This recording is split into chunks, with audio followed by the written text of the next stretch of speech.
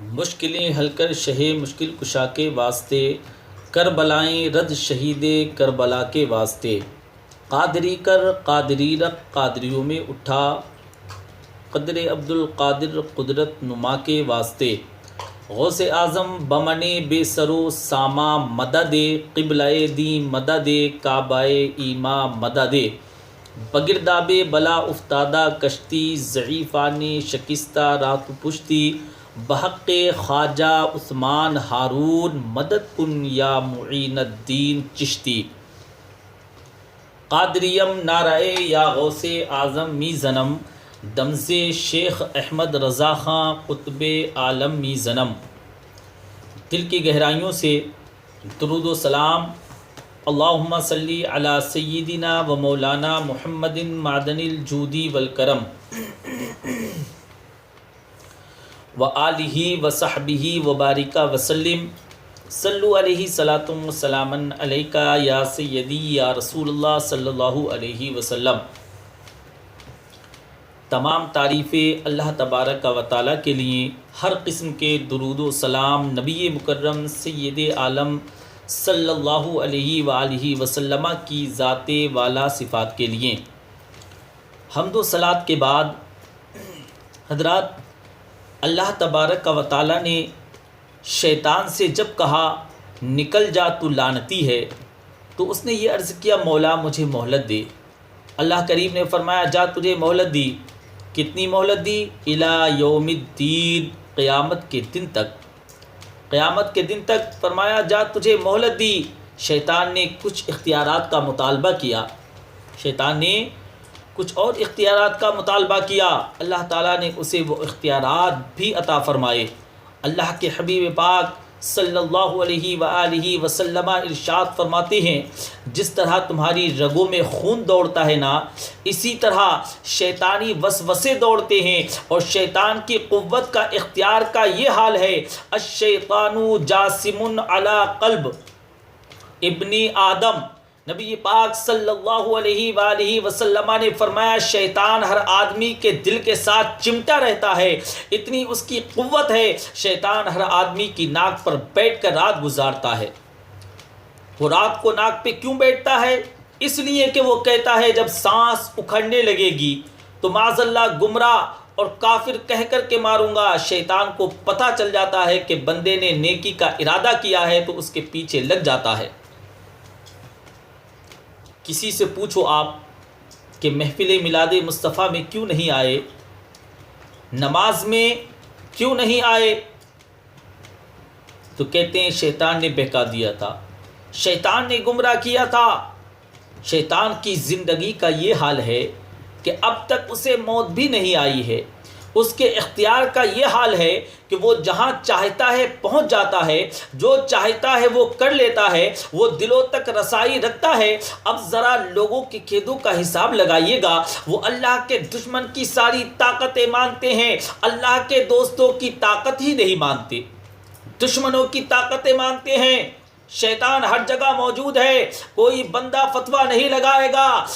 پھر اگر کوئی آپ کہہ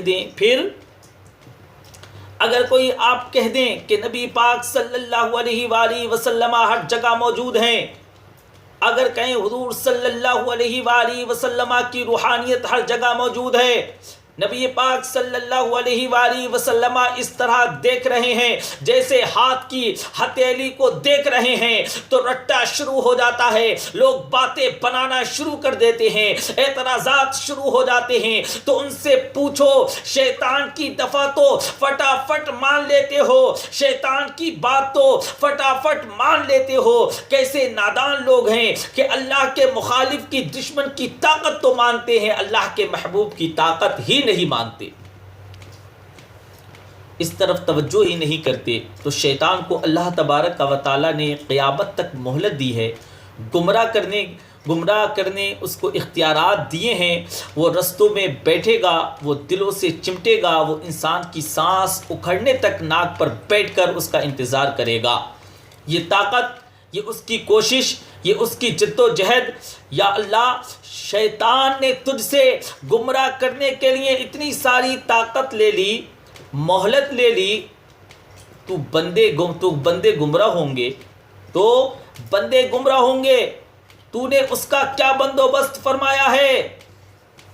قرآن مجید میں ہے نا، ما کان محمد ابا احد من رجالکم ولکن رسول اللہ وخاتم النبیین۔ یہاں پر رب نے مہر ثبت فرما دی ہے کہ اب کوئی نبی نہیں آئے گا، اب کوئی رسول نہیں آئے گا، اب آسمانی کتابیں نہیں آئیں گی۔ حضرت زکریا کو آنا تھا آ گئے، حضرت یحییٰ کو آنا تھا آ گئے، حضرت شعیب کو آنا تھا آ گئے، حضرت ابراہیم خلیل اللہ کو آنا تھا آ گئے، اسماعیل ذبیح اللہ کو آنا تھا آ گئے، حضرت موسیٰ کلیم اللہ کو آنا تھا آ گئے، عیسیٰ روح اللہ کو آنا تھا آ گئے، اور آخری پیغمبر محمد رسول اللہ صلی اللہ علیہ وآلہ وسلم آ گئے۔ اب کوئی نبی نہیں آئے گا، اب کوئی رسول نہیں آئے گا، اب آسمانی کتابیں نہیں آئیں گی، اس لیے کہ رب تبارک و تعالیٰ نے نبوت کے دروازے کو بند کر دیا ہے۔ اب یہ خبر مسٹر ابلیس تک پہنچی تو خوشی کی وجہ سے خوب اچھلنے کودنے لگا، تو رب تبارک و تعالیٰ نے اعلان فرمایا، اے ابلیس تو خوشی مت منا، میں نے نبوت کے دروازے کو تو بند کیا ہے، ولایت کے دروازے کو کھول دیا ہے۔ سبحان اللہ۔ اب قیامت تک میرے اولیاء آتے رہیں گے، اللہ کے ولی آتے رہیں گے۔ اللہ نے فرمایا قیامت تک اولیاء کو بھیجتا رہوں گا، قیامت تک اللہ کے بندے آتے رہیں گے، اپنی فکر سے، اپنی سوچ سے، اپنے درد سے، اپنے پیغام سے، اپنی جد و جہد سے۔ شیطان جتنی چاہے گمراہی پھیلائے، لیکن اجمیر میں ایک ولی بھیجے گا جو لاکھوں کو کلمہ پڑھا دیا کریں گے۔ ایک بندے کی برکت سے لاکھوں لوگ دین کے اندر داخل ہو جائیں گے۔ ایک داتا علی حجویری کی وجہ سے اللہ پورے بر صغیر میں اسلام کے کلمے کو مضبوطی عطا فرما دے گا، اللہ اسلام کے کلمے کو مضبوطی عطا فرما دے گا۔ تو اللہ تبارک و تعالیٰ فرماتا ہے، اگر میں نے دشمن کو اتنی اجازت دی ہے تو میں نے دوستوں کو بھی بڑی رحمتوں سے نوازا ہے۔ اللہ کے بندے، اللہ کے دوست، اللہ کے محبوب، ان کی گفتگو، ان کا انداز، ان کے پاس اٹھنے بیٹھنے والے، ان کے ساتھ رہنے والے، ان کی بات سننے والے، ان کی باتوں سے خوشبو آتی ہے۔ جو ان لوگوں کے پاس بیٹھ جاتے ہیں تو ان کی باتوں سے خوشبو لیتے ہیں۔ حضرات وہ لوگ جب قریب ہوتے ہیں اور جب ان کے پاس اٹھتے بیٹھتے ہیں تو اس نور کی برکت سے شیطان کے سارے وار ضائع ہو جاتے ہیں، ہو جاتے ہیں۔ شیطان پوری جد و جہد کرتا ہے، کوشش کرتا ہے، لیکن اللہ کے ولی کی ایک بات یاد رکھیں، آج بیٹھے ہیں نا ہر گلی میں، ہر چوک میں شیطان، لیکن پھر بھی مسجد خالی نہیں ہے، پھر بھی مسجد خالی نہیں ہے، خالی نہیں کرا سکا، اس لیے کہ اگر شیطان کے پاس طاقت ہے تو رب رحمان کے بندوں کے پاس بھی بڑی طاقت ہے۔ تو یاد رکھ لیں، اولیاء اللہ کا وجود ہر زمانے میں رہا ہے۔ یہ علیحدہ بات ہے کہ ہر شعبے کے اندر کمزوری آئی ہے تو یہاں بھی آئی ہے، لیکن ولی نہ ختم ہوئے ہیں نہ کبھی ختم ہوں گے، یہ موجود ہیں ہر زمانے میں۔ حضرات یہ قیامت تک موجود رہیں گے۔ رب تبارک و تعالیٰ کی بارگاہ میں دعا کرتے رہا کریں کہ رب قدیر ہمیں ان کے نقش قدم پر چلنے کی توفیق رفیق مرحمت فرمائے، کیونکہ یہی اللہ والے ہیں نا، یہی اللہ والے ہیں جو حضور کی محبت آپ کے دلوں میں ڈالتے ہیں، یہی اللہ والے ہیں جو حضور کی محبت آپ کے دل میں ڈالتے ہیں۔ اس سے زیادہ بھی کوئی نایاب چیز ہو سکتی ہے کیا؟ اس سے زیادہ بھی کوئی نایاب چیز ہو سکتی ہے؟ جس نے تیرے دل میں مصطفیٰ کی محبت ڈال دی، مصطفیٰ کا پیار ڈال دیا ہو، وہ ابھی تک کہہ رہا ہے کہ ملتا ہے یا نہیں ملتا ہے، ان کے در سے ملتا ہے یا نہیں ملتا ہے، تجھے مانگنے کا طریقہ نہیں آتا پیارے، ورنہ وہاں سے تو سارا کچھ ملتا ہے۔ اس کی وجہ کیا ہے؟ کرامت ہے۔ کرامت ہے کیا؟ اس کی وجہ کیا ہے؟ کرامتیں کیا؟ اللہ کا ولی کس طرح دیتا ہے؟ اللہ کا ولی اللہ سے لے کر دیتا ہے.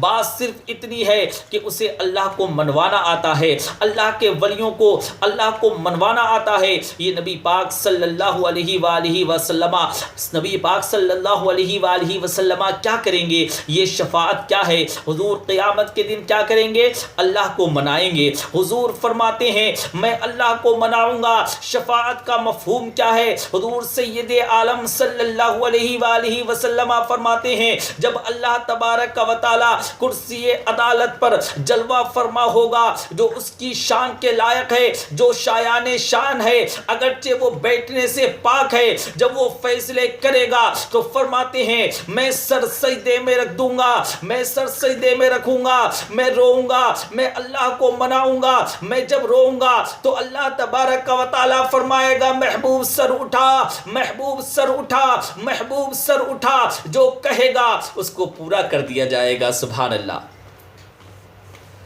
جو کہے گا اس کو پورا کر دیا جائے گا، جیسے کہے گا ویسا ہی ہو جائے گا.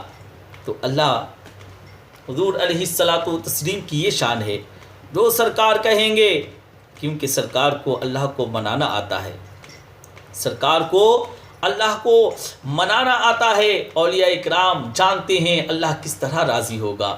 تو پیارے ان کے قریب ہوتے چلے جائیں، اللہ والوں کے قریب ہوتے چلے جائیں، آپ کی زندگی سدھر جائے گی، زندگی بھی کامیاب ہوگی، آخرت بھی کامیاب ہوگی، زندگی میں عزت، آخرت میں جنت ملے گی. رب تبارک و تعالیٰ کی بارگاہ میں دعا ہے کہ میرے اس بولنے میں جو بھی لغزش آئی ہو، اللہ کریم اپنے حبیب نبی صلی اللہ علیہ وآلہ وسلم کے توسل اس کو معاف فرمائے اور ہم سب کو سننے سے زیادہ عمل پیرا ہونے کی توفیق رفیق مرحمت فرمائے. آمین بجاہ النبی الامین صلی اللہ علیہ وسلم.